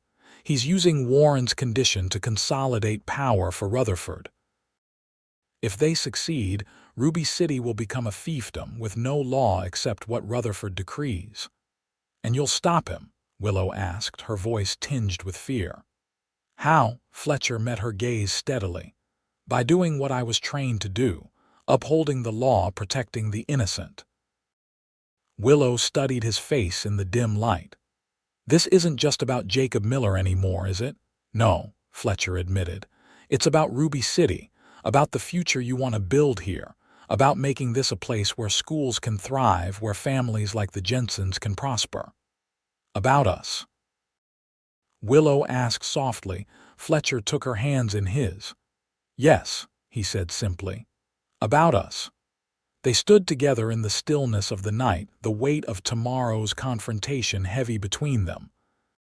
Fletcher knew he was risking everything, possibly even his life, but for the first time since Jacob's death, he felt a clarity of purpose that went beyond vengeance. This was about justice in its truest form, about protecting a community, about standing for what was right. "Be careful tomorrow," Willow said, her voice barely above a whisper. "I've only just found you. I couldn't bear to lose you." Fletcher drew her close, his arms encircling her with gentle strength. "You won't lose me," he promised. "I have too much to live for now." In the quiet darkness of the Jensens' porch, with the distant glow of the burning hotel illuminating the night sky. Fletcher Hawkins and Willow Hayes found a moment of peace amidst the brewing storm, a promise of what could be, once justice had been served. Dawn broke over Ruby City with an eerie calm. Fletcher had spent the night at the Jensen cabin, keeping watch over Warren and Willow. Now, as he prepared to ride into town, Willow stood with him beside his horse. "I should come with you," she insisted. "Warren is stable and the doctor is staying." "I could help." Fletcher shook his head firmly. "Your place is here protecting your brother if Raid discovers his location." Willow understood the unspoken implication. "You think they might attack here?" "It's a possibility we can't ignore," Fletcher replied, checking his revolver one last time. "That's why I'm leaving Deputy Carson with you. He's one of the few Davis trusts completely." Willow nodded reluctantly. "What's your plan?" "Sheriff Davis is gathering men who aren't loyal to Rutherford. We'll confront Reed at the saloon, give him one chance to surrender peacefully." Fletcher's expression hardened. "Though I don't expect he'll take it." "And if he doesn't?" Willow asked, though she already knew the answer. Fletcher met her gaze directly. "Then we do what's necessary. Reed is wanted for murder in Montana Territory. I aim to see him face justice for that crime and for what he's done here in Ruby City." Willow stepped closer, placing her hand on his chest. "Promise me you'll come back." Fletcher covered her hand with his own. "I promise." Without thinking, he leaned down and kissed her, a brief, tender meeting of lips that conveyed all the words they hadn't yet spoken.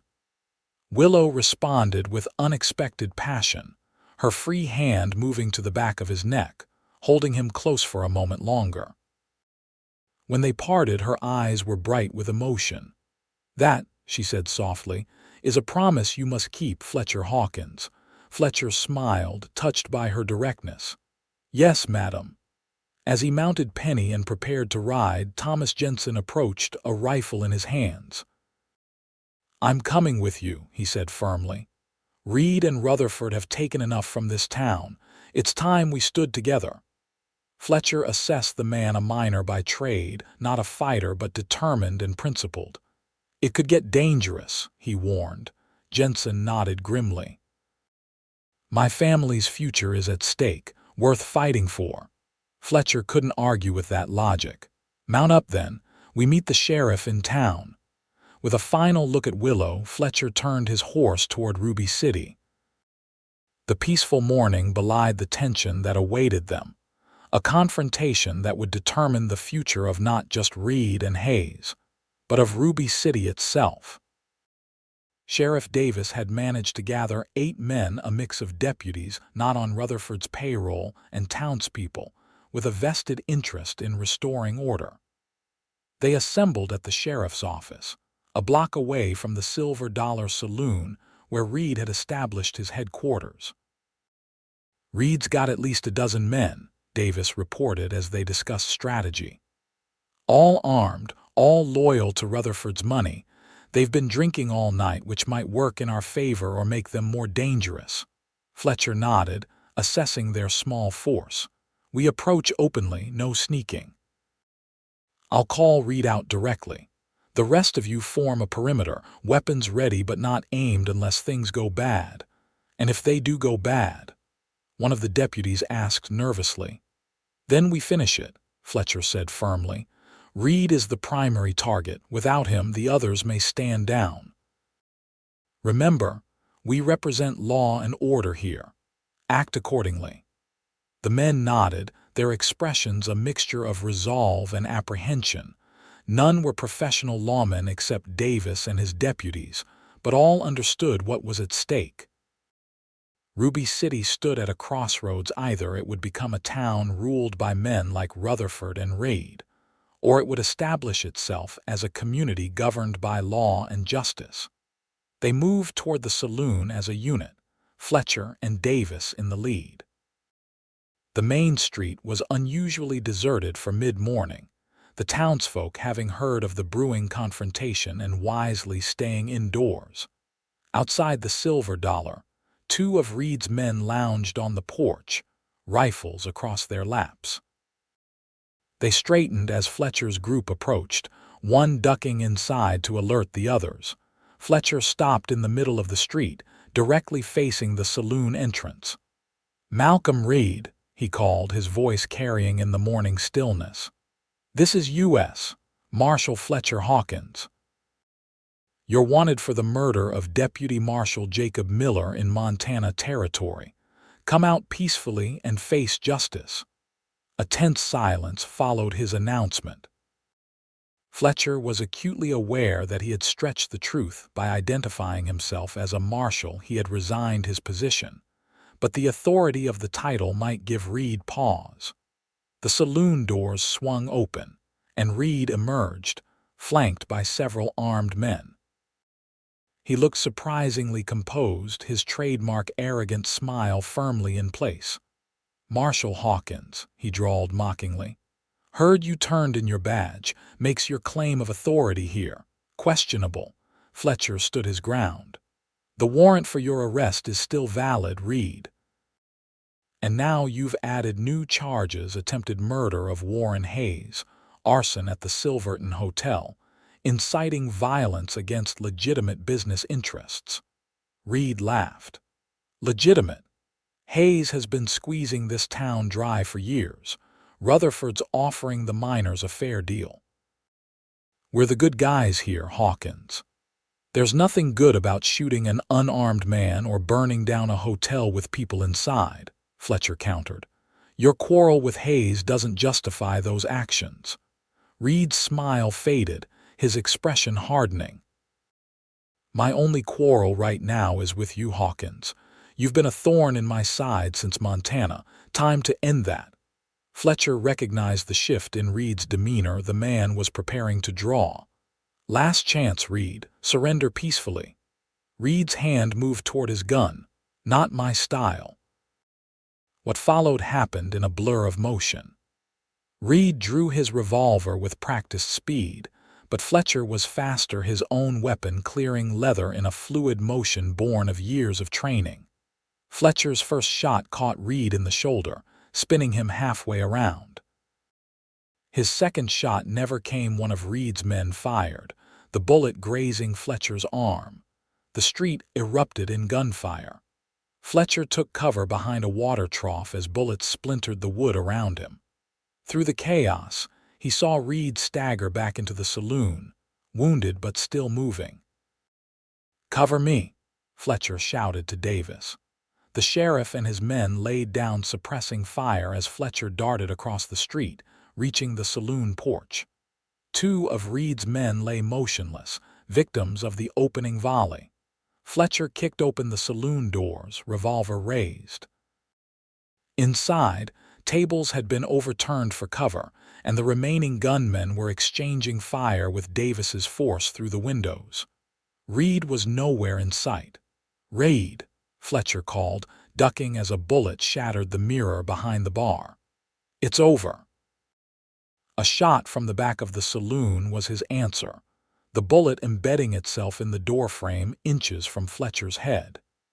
He spotted Reed then, making for the rear exit, his right arm hanging uselessly at his side from Fletcher's bullet. Fletcher pursued, weaving through the gunfight raging in the main room. He reached the back door just as Reed disappeared outside. Following cautiously, Fletcher found himself in an alley behind the saloon. Reed was 20 yards ahead, limping toward a saddled horse. Fletcher took careful aim. "Stop right there, Reed. Next shot won't be in the shoulder." Reed froze, then slowly turned. His face was pale from blood loss, but his eyes burned with hatred. "You just don't quit, do you, Hawkins?" "Not when it comes to justice," Fletcher replied, keeping his revolver trained on Reed's chest as he approached. "Jacob Miller deserved better than a bullet in the back. So did Warren Hayes." Reed's expression twisted with contempt. "Your partner was a fool, got in my way. Hayes is no better thinking he owns this town." Fletcher continued his cautious approach. "Drop your gun, Reed. It's finished." For a moment, it seemed Reed might comply. His left hand moved toward his holstered revolver as if to discard it. Then, with unexpected speed, he drew and fired. Fletcher felt the burn of the bullet across his ribs as he returned fire. His shot was true, striking Reed in the chest. The outlaw staggered backward, a look of surprise on his face, before collapsing to the ground. Fletcher approached cautiously, kicking Reed's gun away before checking for signs of life. There were none. Malcolm Reed, the man who had haunted Fletcher's pursuit of justice for over a year, was dead. The gunfire in the saloon had diminished, suggesting the confrontation there was also reaching its conclusion.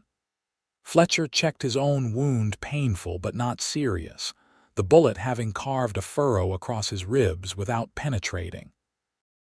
He made his way back to the saloon's main room to find Davis and his men in control of the situation. 3 of Reed's men were dead. The rest had surrendered. One of Davis's deputies was seriously wounded, and Jensen had taken a bullet in the leg, but remarkably, no one on their side had been killed. "Raid?" Davis asked as Fletcher entered. "Won't be troubling Ruby City anymore," Fletcher replied grimly. Davis nodded, understanding the implication. "What about Rutherford? He's behind all this, even if he kept his hands clean." Fletcher considered the question. With Raid dead, the immediate threat had been neutralized, but Rutherford remained a problem, one that would need to be addressed if Ruby City was to have a peaceful future. "One battle at a time, Sheriff," Fletcher said finally. "Secure the prisoners, tend to the wounded. I need to let Willow know it's over."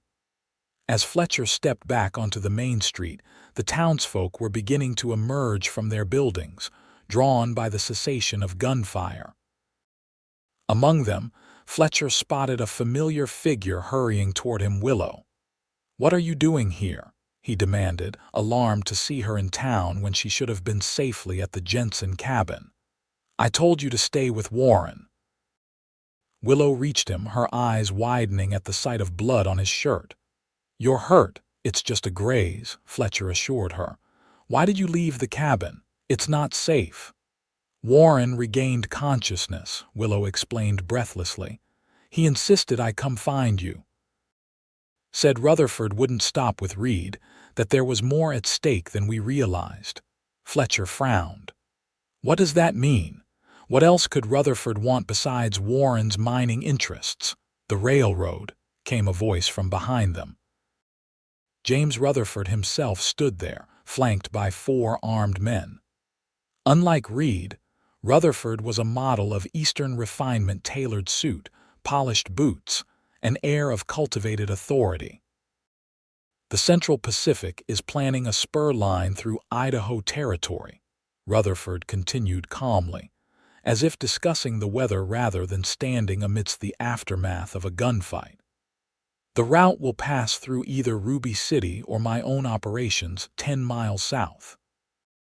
Whoever controls Ruby City controls which route is chosen." Fletcher positioned himself protectively in front of Willow, acutely aware of the armed men accompanying Rutherford. "So this was never just about mines." Rutherford smiled thinly.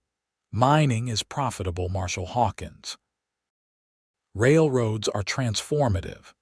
Hayes understood this. It's why he consolidated so much power in Ruby City.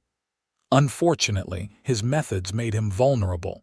And Raid, was he just a tool in your railroad ambitions?" Fletcher asked, buying time as he assessed their options. Davis and his men were still in the saloon, unaware of this new threat. "Reed was useful," Rutherford acknowledged without a hint of remorse.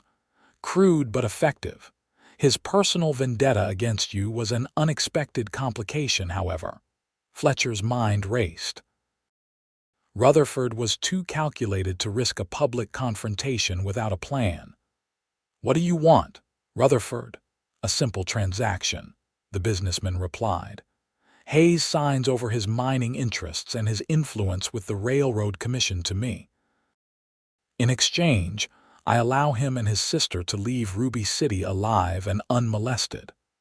Willow stepped forward, ignoring Fletcher's attempt to keep her behind him. "My brother is barely conscious from wounds inflicted by your man Reed. He's in no condition to sign anything." Rutherford's expression remained placid. "A regrettable situation. Perhaps you could sign on his behalf, Miss Hayes, as his only living relative." "She has no legal authority to transfer Hayes's properties," Fletcher interjected.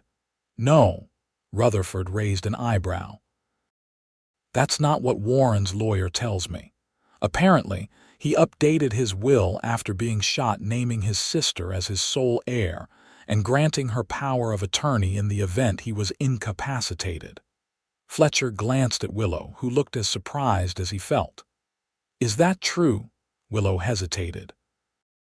"Warren mentioned updating his will before he lost consciousness, but I didn't know the details." Rutherford smiled triumphantly.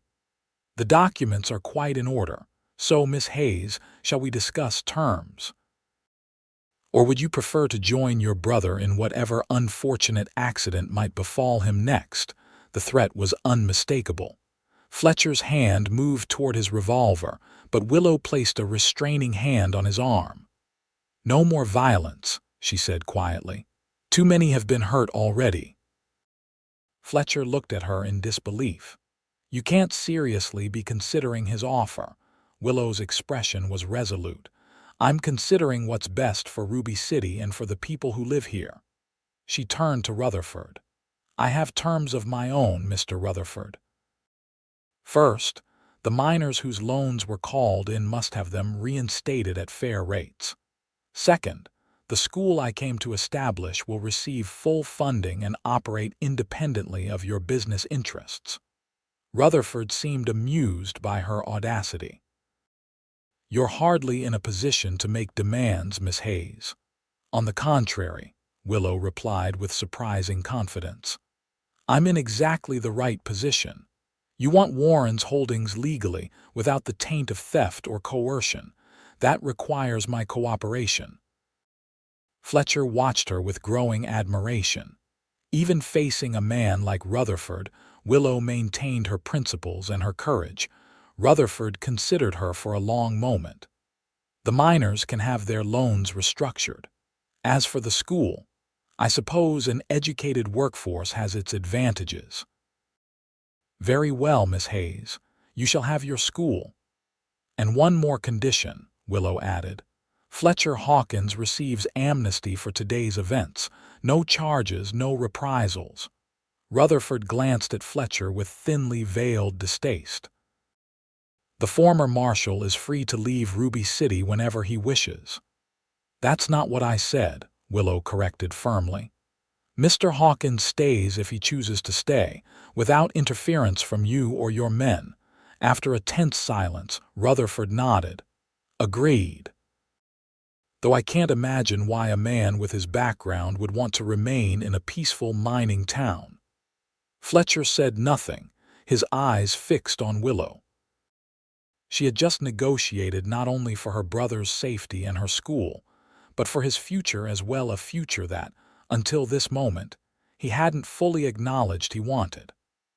"I'll have the papers drawn up immediately," Rutherford said, all business now that the agreement was reached. "We can conclude our transaction by nightfall." As Rutherford and his men departed, Fletcher turned to Willow in amazement. "What you just did?" Willow smiled tiredly. "Negotiated with the devil. Warren taught me well, it seems." "You protected the miners, secured your school, and saved your brother's holdings from being taken by force," Fletcher said. "That's remarkable." "I also protected you," Willow reminded him. "Though I'm not entirely sure why you'd want to stay in Ruby City now that Reed is dealt with." Fletcher took her hands in his. "Aren't you?"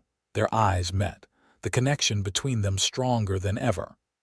In that moment, with the morning sun illuminating Ruby City around them, Fletcher Hawkins, former marshal, hunter of outlaws, knew with absolute certainty where his future lay. "I made a promise to come back," he said softly. I intend to keep it. Willow's smile was like sunrise after a long, dark night. Then I suppose Ruby City will be gaining a new resident. Perhaps the school could use a teacher of mathematics and practical sciences.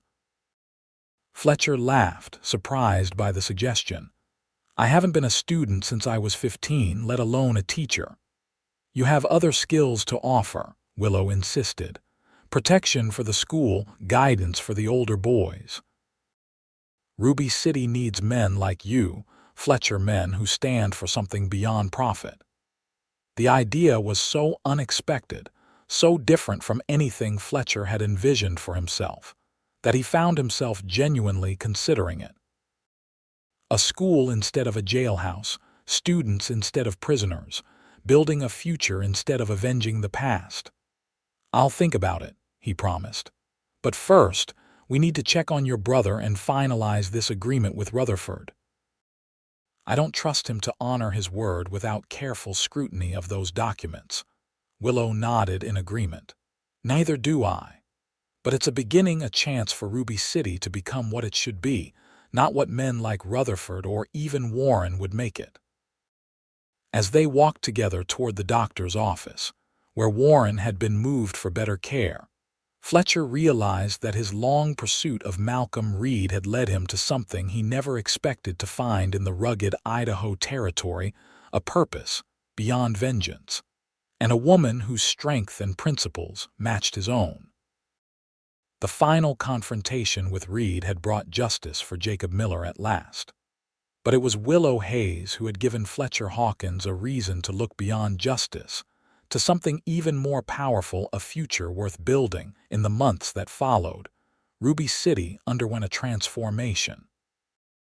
Under the terms of the agreement Willow had negotiated, Rutherford gained control of Warren's mining operations, but was bound by strict conditions regarding the treatment of miners and the development of the town itself. The Railroad Commission, impressed by Willow's presentation of Ruby City's advantages as a junction point, approved the spur line through the town, ensuring its continued growth and prosperity. Warren Hayes recovered slowly from his wounds, both physical and to his pride. The experience changed him profoundly. With his mining interests transferred to Rutherford, he found himself at a crossroads similar to the one Fletcher had faced after confronting Reed. Surprisingly, it was the school that gave him new purpose.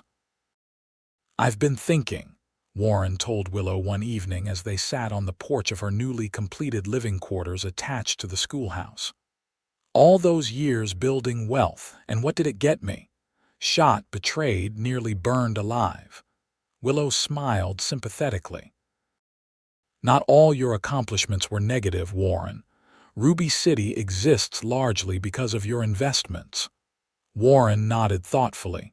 Perhaps, but I think it's time I invested in something more meaningful. He hesitated. Your school needs a proper administrative building, expanded facilities for the older students. I'd like to fund it, no strings attached. Willow's surprise was evident. You want to support the school? After everything that's happened? I want to support you, Warren clarified. And the vision you have for this town, it's better than mine ever was. The school had indeed flourished under Willow's guidance. Within 3 months of the confrontation with Reed and Rutherford, the former meeting hall on the hill had been transformed into a proper educational facility, with separate classrooms for different age groups, a small library, and even a science laboratory equipped with basic instruments. Fletcher, true to his consideration of Willow's suggestion, had found a place there as well. While he declined the title of teacher, his practical knowledge of mathematics, engineering, and frontier survival made him an invaluable resource for the older students, particularly the boys who had previously shown little interest in formal education. More importantly, his presence provided security and stability for the school. His reputation as the man who had brought down Malcolm Reed and stood against Rutherford's initial aggression lent legitimacy to the institution, ensuring that even the most skeptical miners saw value in sending their children to learn from Hawkins and the Hayes woman. For Fletcher, the transition from lawman to educator had been surprisingly natural. The same patience and observational skills that had made him an effective marshal served him well in working with the town's youth. And watching Willow in her element teaching, inspiring, building a community around the school only deepened his admiration and affection for her. Their relationship had developed gradually, with the propriety expected in a small frontier town where the schoolteacher was held to high moral standards. Public displays of affection were limited to the occasional arm offered on Sunday walks, but in private moments, planning sessions for the school, quiet evenings on the porch, their connection continued to strengthen. On a crisp autumn evening, nearly 6 months after Fletcher had first lifted an exhausted Willow onto his horse, they stood together on the hill overlooking Ruby City. The town was transformed from the tense, divided community they had known during the confrontation with Reed. Lights twinkled in new buildings. The sounds of construction continued as businesses expanded to prepare for the coming railroad, and a general atmosphere of optimism had replaced the former suspicion and fear. "It's remarkable what you've accomplished," Fletcher said, watching Willow as she surveyed the town below. Willow shook her head. "What we've accomplished? I couldn't have done any of this without you, Fletcher." "I think you underestimate yourself," he replied with a smile. "You faced down Rutherford when even I was ready to draw my gun. You negotiated terms that protected the entire town. You built this school from nothing but determination and vision." Willow turned to face him, her expression serious. "And what about you? Do you ever regret staying in Ruby City?" "Miss the life of a marshal?" Fletcher considered the question honestly. "I thought I might. Being a lawman was all I knew for so long. But this," he gestured toward the school behind them and the town below, "this is something I never knew I wanted until I found it, until I found you." Willow's eyes softened. "And now," Fletcher took her hands in his, a gesture that had become familiar between them, "now I can't imagine being anywhere else, or with anyone else." He reached into his pocket, withdrawing a small velvet pouch. "I've been carrying this for weeks, waiting for the right moment. I'm not sure there is a perfect moment, but tonight, seeing all that we've built together." Willow's breath caught as Fletcher opened the pouch, revealing a simple gold ring with a single small diamond. It wasn't elaborate or ostentatious, but it represented something precious, a future together, built on mutual respect and shared purpose. "Willow Hayes," Fletcher said, his voice steady despite his racing heart, "would you do me the honor of becoming my wife?" Willow's eyes filled with tears, but her smile was radiant. "Yes," she whispered. "Yes, Fletcher Hawkins, I will marry you." As Fletcher slipped the ring onto her finger, Willow laughed softly. Who would have thought that collapsing from exhaustion on the trail to Ruby City would lead to this? Fletcher smiled, drawing her into his arms. "I'm grateful every day that I happened to be on that trail at that exact moment." Their lips met in a kiss that promised a lifetime of partnership, of building something meaningful together in the frontier town that had become their home. As they stood on the hill overlooking Ruby City, the past with all its pain and pursuit faded into distant memory, replaced by the bright prospect of a future neither could have imagined when their paths first crossed on a dusty Idaho trail. 1 year later, Ruby City celebrated the arrival of the first train on the newly completed spur line. The town had grown substantially, with new businesses, homes, and community buildings transforming the once rough mining settlement into a proper frontier city.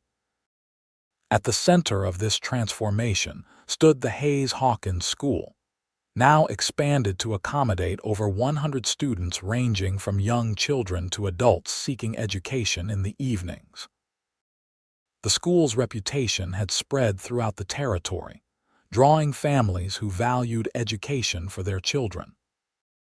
Fletcher and Willow, married in a simple ceremony the previous spring, had established not just an educational institution but a community hub where ideas were exchanged, cultural events were held, and the future of Ruby City was shaped. Warren Hayes had found his own redemption in philanthropy, funding not only the school's expansion but also a small hospital and a public library. His business acumen, once directed solely toward personal gain, now served the community's development. Though he and Rutherford maintained a cool professional relationship, their mutual interest in Ruby City's growth prevented further conflict. On the day the train arrived, the entire town gathered at the newly constructed station. Fletcher stood with Willow, his arm around her waist, watching as the locomotive steamed into view, its whistle announcing a new era for Ruby City. "Your parents would be proud," Fletcher said quietly, knowing how much this moment meant to Willow. "To see what you've created here." Willow leaned against him, her hand resting protectively over the slight swell of her abdomen, their first child due in the spring. "They would be proud of both of us," she corrected gently. "This is our legacy, Fletcher. The school, the community we've helped build, and now our family." Fletcher placed his hand over hers, marveling at the journey that had brought them to this moment. From a chance encounter on a dusty trail to a shared life building a future for themselves and for Ruby City. Jacob Miller's death had sent Fletcher on a path of vengeance, but Willow Hayes had shown him a different way, a path of creation rather than retribution. As the train pulled into the station amidst cheers and celebration, Fletcher Hawkins looked at his wife, the woman who had been too tired to take another step that fateful day.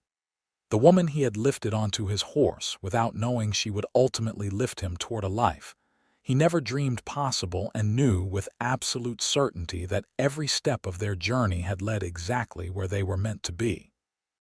Together, in a frontier town transformed by their love and their vision, building a future that would outlast them both.